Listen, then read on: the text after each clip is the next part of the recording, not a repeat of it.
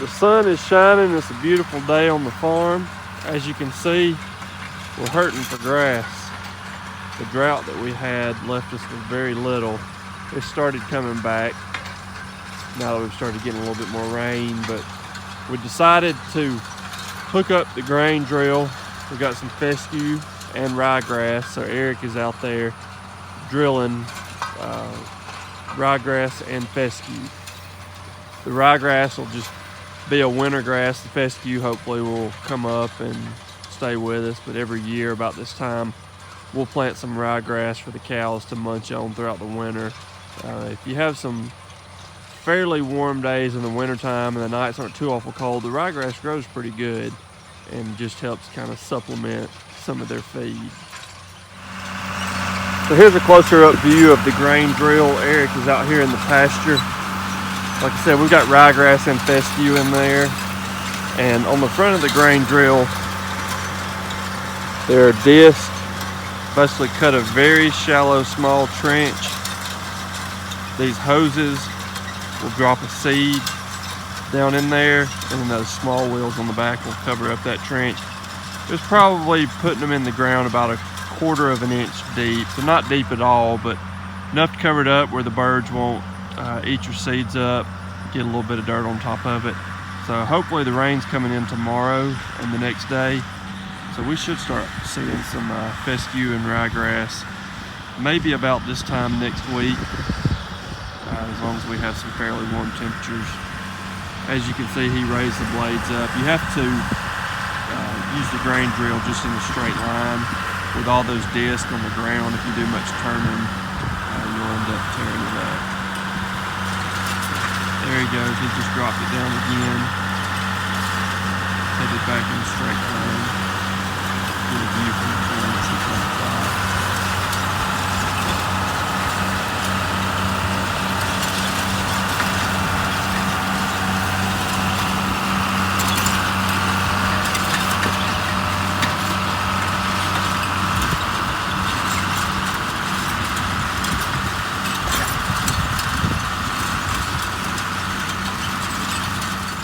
That Eric has already run over. You can see this very well where it basically cut a little trench, put a seed in, and then covered it back up. So each one of these lines, it's a line of seeds, and you can adjust the flow of the seeds if you want a lot of seeds coming out or just a little bit. We've got it set kind of in the middle. We don't want to put out too much seed, but we want it to be worth our while to come out here and plant this and supplement the cows throughout the winter time. Here we are on the back of the grain drill. We're adding a little bit more ryegrass. Going to drill a little bit more. You can see we've got some ryegrass still in here. Eric's adding one more bag of the Marshall. The back of the grain drill, it's got 2 compartments. The front one we got ryegrass, and the back one we did have some fescue. We're done drilling the fescue now.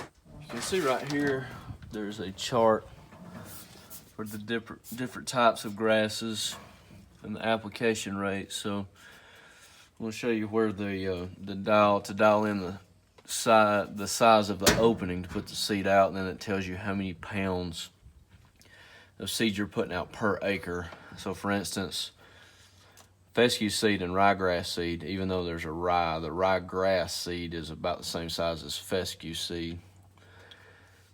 So we're running about right at an 8 on our dial, so 23 pounds per acre. So a 50-pound bag pretty much covers 2 acres. But you can see here the different types of grasses and what you can put out and your different settings up front because of the different size seeds. But we have run before fescue in the back, like you said, ryegrass in the front. And you put them out simultaneously and get a good coverage. Or you can put ryegrass in both hoppers and cut your application rate back and still get the same rate of what you're doing running in just the front. You also can put I'll show you that later. You can put a separate hopper up front to put like legumes, for instance. I don't know if it's listed on here, but you can put Bermuda grass out, which I don't see, but I'll show you that up front where you can put an extra hopper. We'll show you kind of how it works. On the grain drill, a few things to point out. This is what I was talking about on the gauge. So this is how you set. You turn this here and you can see it opening more. So if you're wanting to apply more seeds per acre or less, you close it back in. It closes this and lets less seed out. But that's all according to your chart, what type of seed you're putting out. This is the tire that regulates how much is going out. You can see where it's tied into your chains. And that's according to your ground speed. That's how it knows what application rate, how much to put out is according to how fast that tire is spinning. If you look right here, there's a meter. This drill here has 2,228 acres on it. So as that's spinning, it's counting the acreage that it's covering. When we're talking in back, a legume box can actually be mounted here because that's a small seed, like for instance Bermuda, and it would tie into this part of the porch. So if you put that small box on, your grass seed would go there. A lot of the trouble with running like Bermuda, if you put it in the drill, it's tough not to get it too deep. It's very easy to put the seed too deep in the ground, which it won't. If you put that seed too deep, it won't come up and make anything. We've had a lot better luck just broadcasting that type of seed. It's pretty self-explanatory. Drive chains coming from your tire, drive sprocket here. You see where your chains tie in, which that shaft there turns the sprocket, there's a roller. There's a hard plastic, it's metal, but it has hard plastic right on the inside of these boxes. And it turns that roller, and that's what helps feed that seed down. But one good thing is from the front box, you can watch from the tractor, from your back window, and you can actually see that seed dropping. So you can see if you have a problem, if you have something to stop up in these tubes, it'll fill that seed up in here, and you know that you've got a blockage somewhere between your culture wheel and up to here. The problem is on the back, you can't see that. So if I'm not doing if I'm gonna be close to where the seed, where I can get more seed, I just run seed in the front box because you're running the risk of the back being stopped up. If we do something like we're talking about, we're running ryegrass in the front and fescue in the back, it's pretty good every 30-45 minutes, get off and check the back, because the other day this is the first time this year I'd run the drill and I kept a check on it, but I did have 2 tubes that stopped up. So, it happens in the wintertime, stuff's in the barn, dirt doggers get down in here.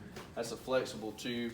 But most of the time you can go up and you can fill that tube, and as long as you can squeeze it and it's not hard like that, then most of the time that it's free flowing. When that grass seed packs up, it's very tough. So see how that's flexible.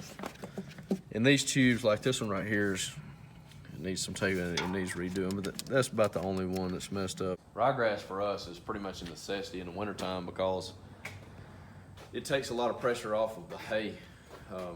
If you can keep nights above 40 degrees, ryegrass will grow good around here. And when it gets much below 40, it kind of gets dormant for a while, but when it starts warming back up, daylight today, 70 degrees with some moisture in the ground, ryegrass, you can almost watch it grow. But that's pretty much a rundown. This is a 10-foot drill, Duratech. It's the same thing as Hay Buster. This is identical machines. But that's pretty much it. Culture wheels are getting pretty warm, as you can tell over the amount of time. If you run in rocky ground, it's bad. I mean, it's tough on these things. There's sand.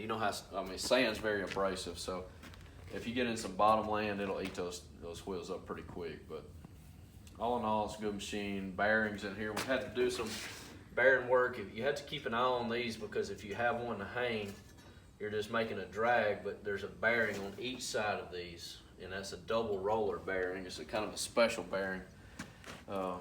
They're easy to change, but you got to keep some on hand because your local parts stores don't really keep those in stock. It's a special order item. And one thing that we've had trouble with, whatever you do, make sure to always check the pressure in both of these tires. This tire right here, when you back up, it spins that tire right here. You can see where the swivel is. And there's a lot of pressure. If you have a lot of weight in there, there's a lot of pressure on that tire. You can see we've had trouble here, had to do some heating and bending back out and braking. But this tire here is the most important to see. If that tire goes flat while you're running, you've got some trouble. It'll put a lot of back pressure on that shaft, and it can pop your chain. But first thing we would do is check the air pressure on tires, because it can make your day. It can make you have a bad day if you run them too slack. That's pretty much it on the grain drill.